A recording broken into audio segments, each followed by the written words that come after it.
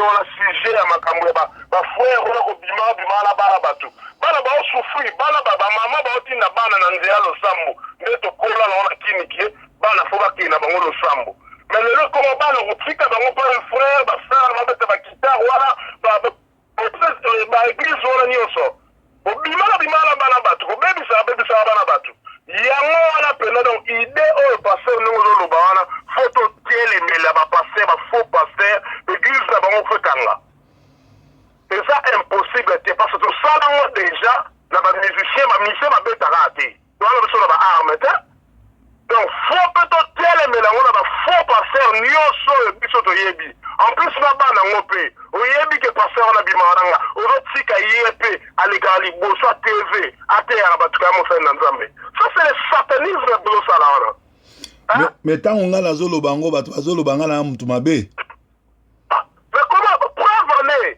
communauté congolaise bano babotami awa ya biso pourquoi bakoka ta kokoma place moko te la plupart bana ngo nyonso tala bakonzele l'église wana pourquoi bakokokoma ta bamanager quelque part te poani mabeki satanisme ezosalama entre bango ozokende na église oyembaka na église obima na bino c'est quoi ça yo za na bapreuve kotanga bakombo te se yo za na bapreuve ke bato bapreuve ezali bafrère wana nyonso mosala kobima abetaka kita mwa ser moko ayemba kita akobima na ye na bapreuve ezali bayebi pene baza wana ebo baparent bana le bayoki makambo bongo mpona nini bazoreagir te mpona nini bavandi nie baparent bakutu ena bayebaka penda te bango mpona bango donti mwana na oyembela nzambe ayebi te qu'est-ce qui se passe derrière là omona baparent kutu tokoyebi vraiment bato kotelemela eza bapasteur parce que bapasteur bala au courant bapasteur bazala babana na bango masolo ezonga mona ndako na bamama bato bayebaka na bango te basa bakozala taki na fraka 10% ka bakoyeba mwana ta domi mama po mikili ozomona pasta donc basipena donc faut vraiment donc photo marche to stopango to tap na stop dans masolo stop na faux pasteur obebisaka bana bato parce que génération ya communauté congolaise eza pourri mais ça vraiment pour bana ba 17 ans 18 ans babebi na banzela église nzela mosusu te yo babebi na libanda te me na kati église babebi na bakati église bana na biso bele bana oyo babotami awa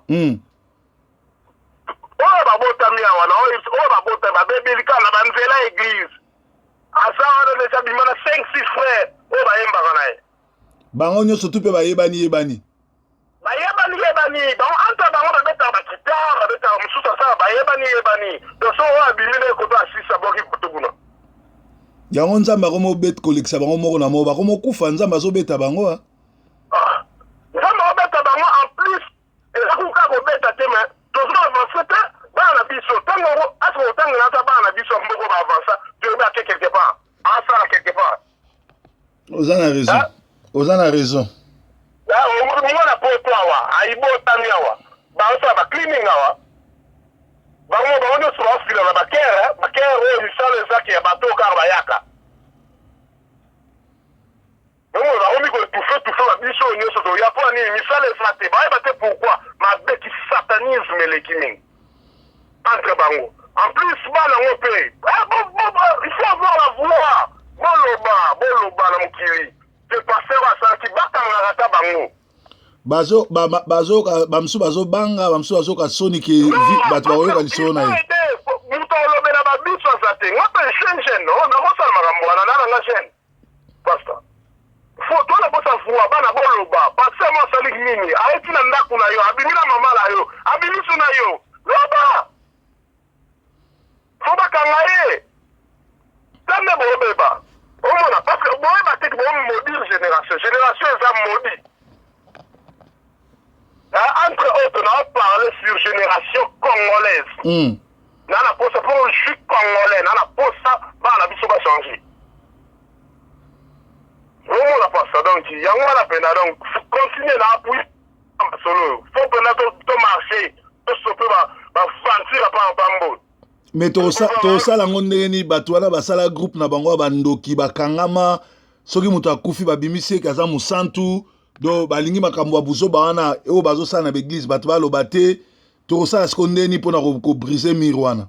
Bon, pasteur, ce qui est la vérité, c'est que au monde loko ya bien, après qu'on soit 10 ans, 20 ans, et qu'on bima kaka, et un système à milinga, et qu'on bima moto, to bombi ango, et qu'on bima kaka. Ce que bateau d'ailleurs, parce qu'on comprend, il ne faut pas vous stopper. Donc, on peut pas aller dans la barre, jamais la route, moi, c'est moi, on a le faire, bah, roman, on va faire dans l'église, on a moi, on a servi à ça la boule. Jamais la route permettant.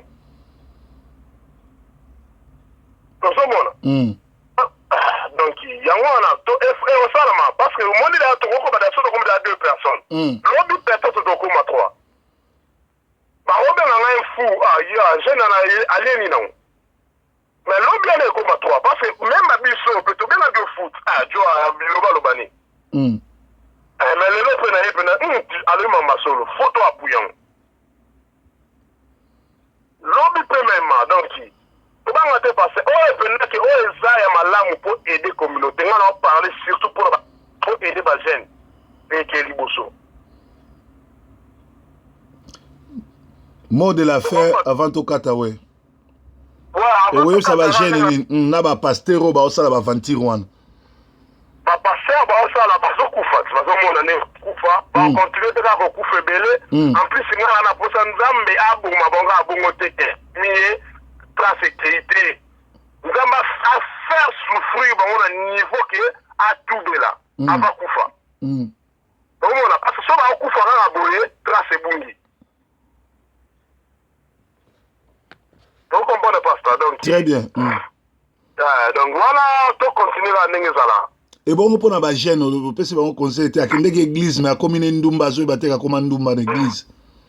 Ba jeune, tout ça les fort, tout ça un peu responsable. Vous comprenez? Tout ça la responsable, tout ça la lobby. Pour le temps là ba mboko on nous comme lelo. Biso ba congolais toi derrière là ba mboko. Tout ça on a mutu, ba jeune vraiment, tout ça on a mutu toi derrière. Ba buzobo tout ça la wana. Ba robima la wana, et ma biso. Aujourd'hui, ça frère na yo, aujourd'hui, ça sert na yo. Ce que sur la baby, c'est yo, au bout de la papa, mon c'est là. Donc, il faut tout le temps la moutou, petit camarade, il doit avancer les bossos. Mabiso. Parce que, on ça là, c'est impossible d'intervention, Mabiso. Impossible. Donc, tout soit vraiment, donc, tout à la responsable, elle va appuyer sur ton opposé, quoi. Merci.